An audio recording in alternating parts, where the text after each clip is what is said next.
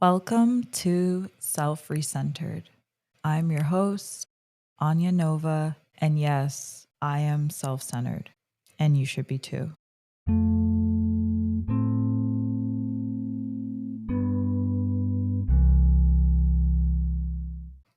This podcast is a space to come home to yourself, stop orbiting around others, and finally reclaim your precious energy. In a world that pulls you in every single direction except inward, I'm here to remind you that putting yourself first isn't selfish. When you prioritize your peace, your needs, and your boundaries, you actually show up better for the people and the things you love. Being self centered isn't selfish. It's actually the best thing you can do for yourself and for everyone around you. If you're ready to return to yourself, let's begin. Before we dive inward, let's take a moment to recenter. If it's safe to do so, I invite you to gently close your eyes or simply soften your gaze. Notice how you feel without labeling it as good or bad. Just notice how you are. Bring your awareness to your breath. Follow your natural inhale and exhale. Where do you feel your breath the most? Is it in your chest, your belly, your throat? Take a moment to notice the space around you. Any sounds? What's the temperature like? Notice any thoughts, feelings, or sensations. We don't need to judge or to change anything. Just observe you in your natural state. Notice the corners of your mouth and allow them to stretch into a soft smile. Release any tension in your jaw. Let go of whatever came before this or whatever comes next. Just be here. Now that we have recentered ourselves, let's begin. We've been told that being self-centered is a bad thing. Isn't it selfish, egotistical, narcissistic? But what if we misunderstood the true meaning? Or better yet, what if it's time for us to redefine it? The dictionary defines self-centered as preoccupied with oneself and one's affairs. That's not inherently bad.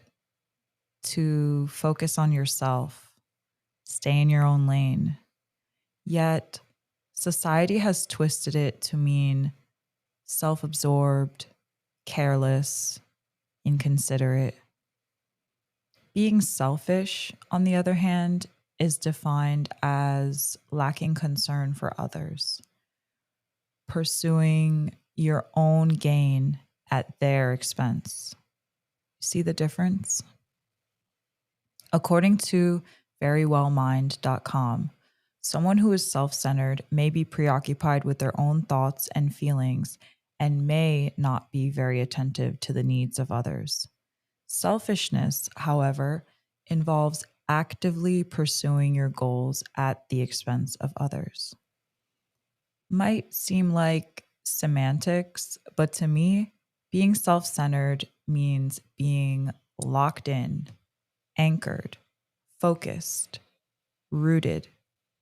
We often are so distracted by our devices and all the things that constantly pull at our attention that we show up scattered, and then we act selfishly because we never actually make time to focus on ourselves. It's kind of a paradox. The more you focus on yourself, the less selfish you appear. So, I would argue that being self centered is not the same as being selfish. It's about having boundaries, knowing your needs, and living in alignment.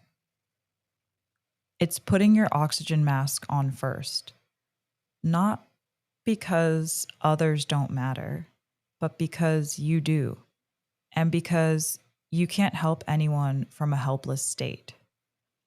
And when your cup is full, when you're truly grounded in yourself and fully nourished, you can then give from the overflow of abundance, not from depletion. That's the version of you that the world needs. You shouldn't have to become a martyr to be loved or accepted.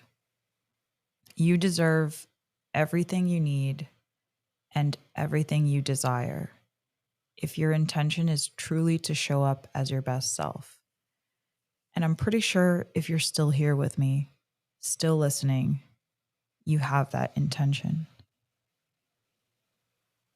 I used to be a chronic people pleaser, always saying yes, always so agreeable, so available. I thought that it made me lovable, but it actually made me look desperate and feel lost. We say we like those who are humble. We may praise someone who self sacrifices, who's easygoing and pleasant. But let's be honest, people pleasers are often treated like shit. Why? Because when you clearly don't respect yourself, people can tell. And they may appear to like you on the surface, but they really don't. And they don't respect you. Have you ever heard someone being praised for being pleasant? You don't want to be pleasant. You want to be magnetic. So people are drawn to you and your aura, not in debt to all the shit you painstakingly did for them. There's no amount of backflipping and self sacrificing that you can do to make someone like you or treat you well. They have free will, meaning they will or they won't. You can't control others' opinions of you, so stop trying. Being your authentic self might make others temporarily uncomfortable, which might make you temporarily uncomfortable, but being fake will make you more uncomfortable in the long run.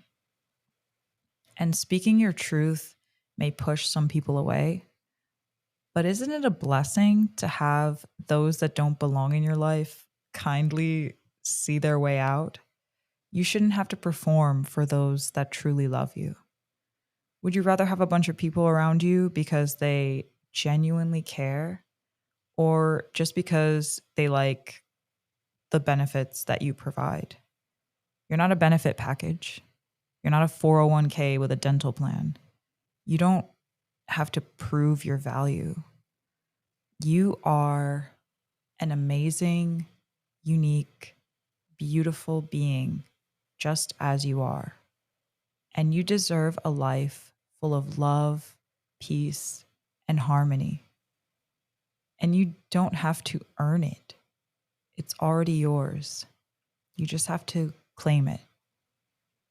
There's a story I once heard, and I couldn't find the original source, but the message stuck with me over the years.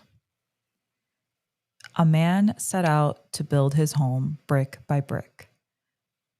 A stranger came up to the man and asked for a few bricks, and the man gave them away.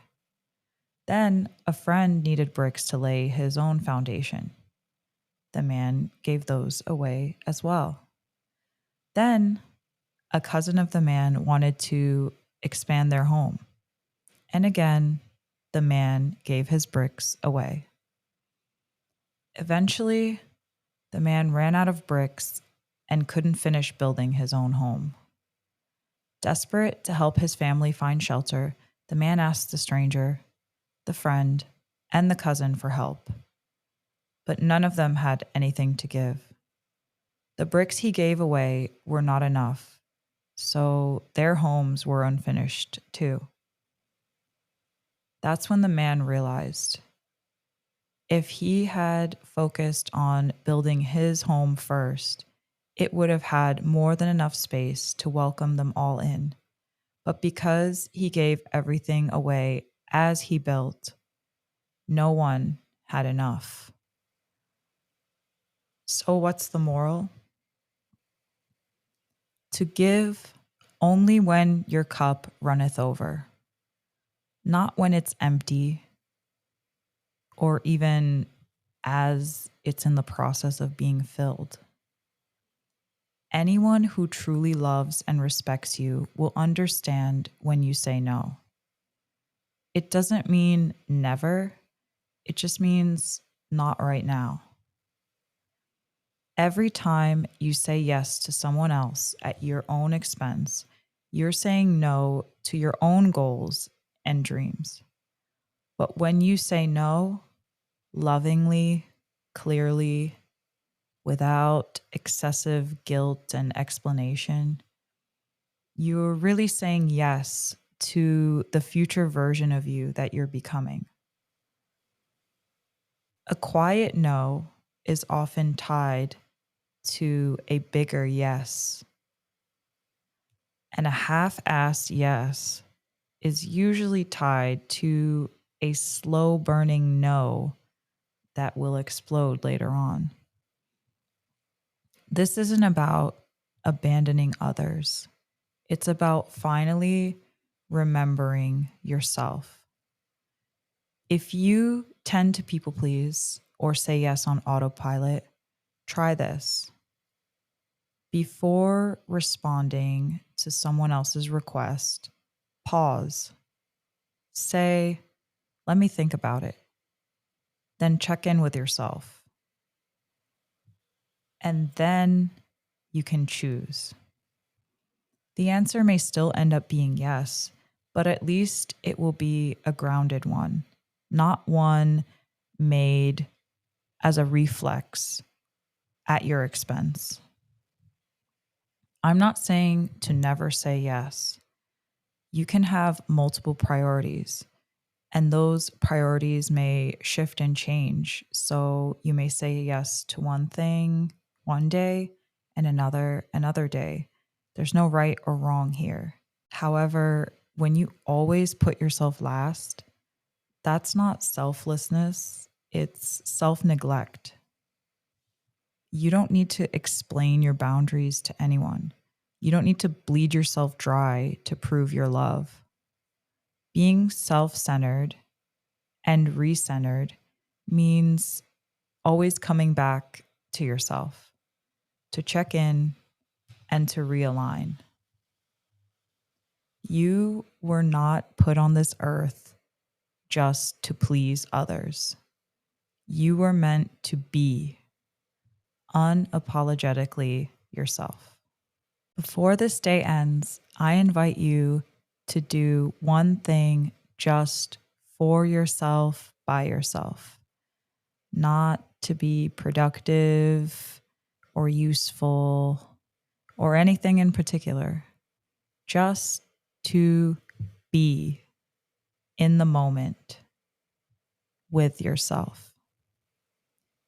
You can sing or dance to your favorite song, cook yourself something nourishing, take a walk outside in nature,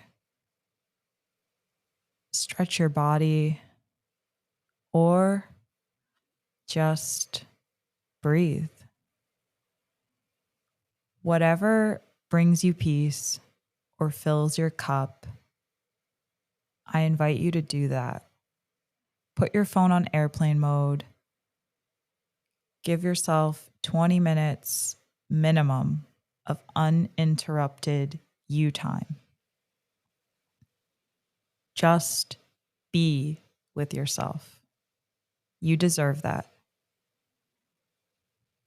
And if you need a little nudge, here it is. You have my permission to be a little self-centered today. Thank you for being here. This is just the beginning. I will see you in the next episode.